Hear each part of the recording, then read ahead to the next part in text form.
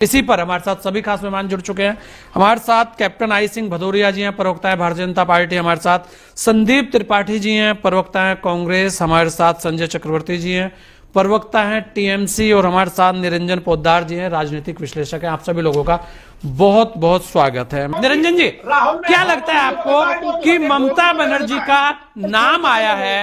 संदीप भाई सुन लीजिए, निरंजन जी, ममता बनर्जी का नाम आया है और नाम ऐसे ही नहीं आया। आप देखिए, ममता बनर्जी के नाम पर धीरे धीरे कर जो इंडिया गठबंधन के घटक दल के नेता हैं, बड़े बड़े नेता शरद पवार, उद्धव ठाकरे, लालू प्रसाद यादव, अखिलेश यादव, सब लोगों ने धीरे धीरे उधर को सहमति जताई है कि नहीं, ममता बनर्जी नेतृत्व कर सकती है। और यह बात अभी टीएमसी के प्रवक्ता ने भी बोली है कि वो बढ़िया से अच्छे से नेतृत्व कर सकती है। आखिर इस तरीके की मांग आने के पीछे के कारण आपको क्या लगते हैं? क्योंकि यह बहुत अहम विषय, ऐसा नहीं है कि राहुल गांधी संघर्ष नहीं कर रहे हैं। राहुल गांधी लगातार सदन से लेकर सड़कों तक संघर्ष कर रहे हैं, लेकिन उनके जो घटक दल हैं वो कहते हैं कि राहुल गांधी जी की सुई एक ही जगह अटक जाती है। कुछ ही मुद्दों को लेकर वो जिद पर अड़ जाते हैं। तो शायद ये कारण हो सकता है, या कुछ और कारण आपको लगते हैं? क्या कहेंगे आप जी? देखिए संजय जी, सर्वप्रथम तो मैं आपका बहुत आभार व्यक्त करता हूं कि आज आपने अपने साथ मेरे को स्क्रीन साझा करने का अवसर दिया, तो इसके लिए आपको बहुत बहुत साधुवाद। पहली बात। दूसरी बात संजय जी, देखिए ऐसा है कि जो चर्चाएं चल रही हैं निश्चित रूप से यह विशुद्ध रूप से राजनीति है। क्योंकि सबको इस बात का पता है कि चाहे ममता बनर्जी हो, चाहे अखिलेश जी हो, चाहे शिवसेना हो, जो भी आप बातें कर रहे हैं ये चीजें व्यवहारिक नहीं है। व्यवहारिक अगर आप इंडिया गठबंधन यानी कि विपक्षी गठबंधन का नेतृत्व की बात करेंगे तो उसका नेतृत्व व्यवहारिक तौर पे कांग्रेस ही कर सकती है। वो इसलिए मैं कह रहा हूं क्योंकि चाहे ममता बनर्जी हो, चाहे क्षेत्रीय दलों में तमाम कोई और नेता हो, इसके अंदर बीच बीच में अरविंद केजरीवाल जी का भी नाम उठता है, चाहे कोई भी नेता हो, उनकी राष्ट्रीय स्तर पे उनकी स्वीकार्यता या उनकी पार्टी का राष्ट्रीय स्तर पर उस तरीके से संगठन नहीं है। हाँ। पहली बात। दूसरी बात, जिस तरीके से कांग्रेस के लिए ये चर्चाएं क्यों चल रही है या राहुल जी के ऊपर ये प्रश्न क्यों उठ रहे हैं, तो इसके अंदर मेरा ये मानना है कि देखिए, हमारे यहां कहा जाता है कि सफलता के 100 स्वामी होते हैं, लेकिन जो असफलता होती है वो च्युइंगम की तरह होती है। हाँ। वो उसको चिपकाने की कोशिश करता है और वो उसके चिपकाने की कोशिश करता है। जबकि चुनाव परिणामों को आप देखेंगे, कांग्रेस हारी हुई तो नजर आती है, लेकिन अगर हम वोट प्रतिशत के हिसाब से बढ़ा हुआ नजर आता है तो हरियाणा के अंदर लगभग समान वोट प्रतिशत था। इस बार महाराष्ट्र के अंदर निश्चित रूप से उनका वोट प्रतिशत कुछ डिप गया है जो लोकसभा चुनाव के परिणाम से। लेकिन वास्तविकता यहां पे एक चीज की है, वो ये है कि कांग्रेस के अंदर भी आमूलचूल और सुधार की आवश्यकता है।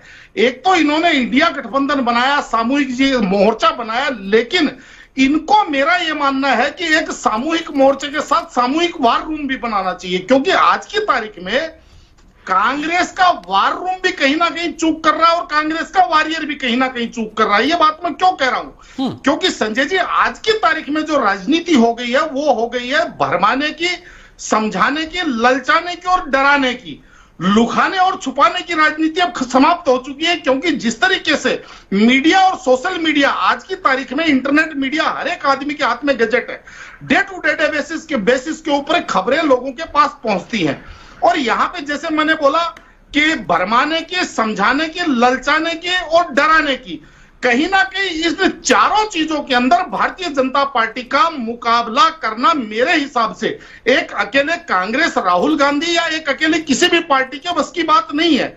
यहां पे सामूहिक रूप से एक वार रूम बने, उसके अंदर एक रिसर्च टीम बने। क्योंकि जिस तरीके से चर्चाएं आती हैं, देखिए आज की तारीख में निरंजन भाई, तो दिक्कत कहां है? अगर राहुल गांधी, कांग्रेस मजबूत दिख रही है, आप भी कह रहे हैं, और राहुल गांधी, क्योंकि कांग्रेस बड़ा दल है और कांग्रेस सबसे पुराना दल है, तो ऐसे में जो विपक्ष के बड़े नेता, उन्हें भी तो पता है, अखिलेश यादव भी अपने आप में बड़ा कद रखते हैं, शरद पवार भी बड़ा कद रखते हैं, उद्धव ठाकरे भी हैं, लालू यादव भी हैं। अगर ये बड़े दल ये मांग करें कि नहीं, कांग्रेस का जो नेतृत्व है वो उन्हें स्वीकार नहीं है, तो फिर इंडिया का मतलब क्या रह जाता है? निरंजन जी।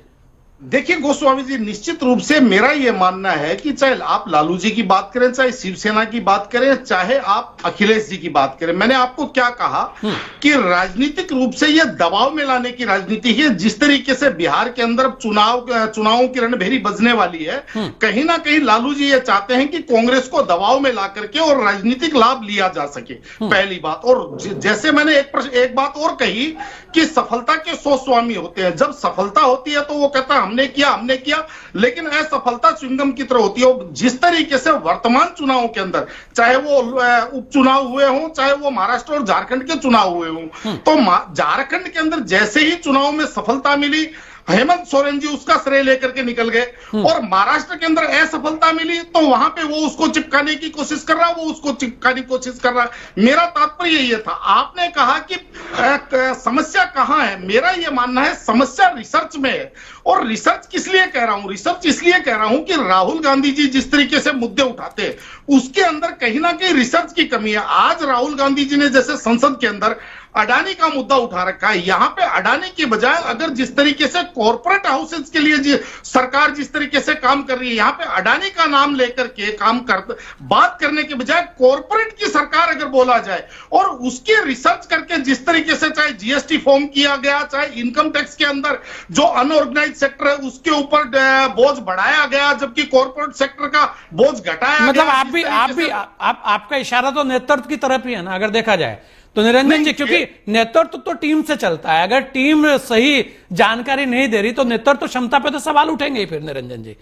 इसीलिए मैंने आपको क्या कहा गोस्वामी जी कि जो कांग्रेस है, कांग्रेस का जो वार रूम है, यानी कि जो उसकी जगह पूरा इंडिया गठबंधन का एक सामूहिक वार रूम बने, जहां पे शायद वो ममता बनर्जी सोच रही है उस चीज को, इसलिए विपक्ष के लोगों ने उनका नाम आगे बढ़ाया।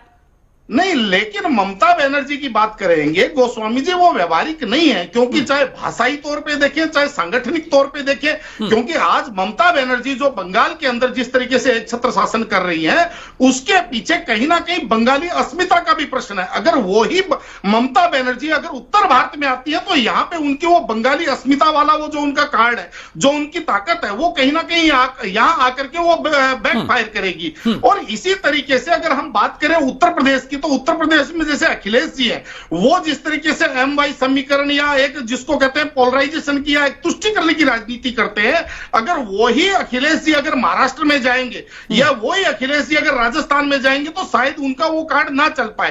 तो इसलिए व्यवहारिक तौर पे अगर भारतीय जनता पार्टी को टक्कर देना है तो मेरा यह मानना है कि कांग्रेस के अंदर, हाँ, यह मैं जरूर इस चीज के अंदर सहमति जता सकता हूं कि कांग्रेस में राहुल जी से ज्यादा बढ़िया नेतृत्व प्रियंका जी का हो सकता है, क्योंकि उनका अपनी रिसर्च भी अच्छी है, हाँ, और उनका अपना बात रखने का जो उनका तरीका है वो भी शायद ज्यादा अपील करता है जनता को। चलिए, तो समय बताएगा कि आखिर नेतृत्व को लेकर होगा क्या। सभी ने अपना समय में दिया, इसके लिए आप सभी लोगों का बहुत बहुत धन्यवाद।